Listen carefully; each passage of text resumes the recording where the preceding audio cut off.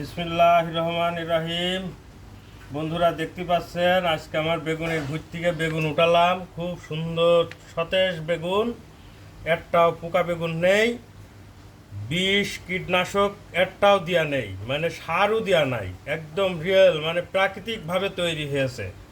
বেগুন হচ্ছে দুই রকমের।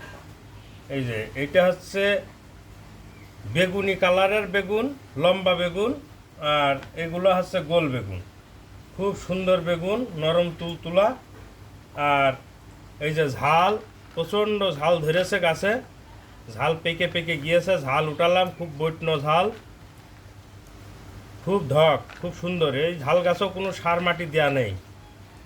তারপরে আপনার হচ্ছে ঝাল গাছ আর বেগুন গাছের ভিতরে যে ঘ্যাটকল, এই ঘ্যাটকল হয়েছে, ঘ্যাটকল মাঝে মাঝে কেটে কেটে খাওয়া হয়, আজকেও কিছু কাটলাম। খুব সুন্দর ঘ্যাটকল, উচ্চ উচ্চ, 1 হাত 1.5 হাত লম্বা।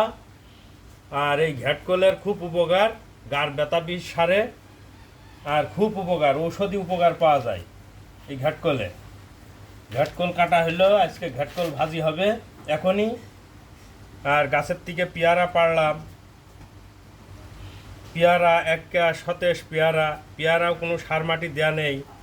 আপনারা বাড়ির আঙিনায় সব পেয়ারা গাছ, বেগুন গাছ, ঝাল গাছ, বিভিন্ন ফলের গাছ আপনারা লাগাতে পারেন, লাগিয়ে খাবেন, এত সুন্দর লাগবে।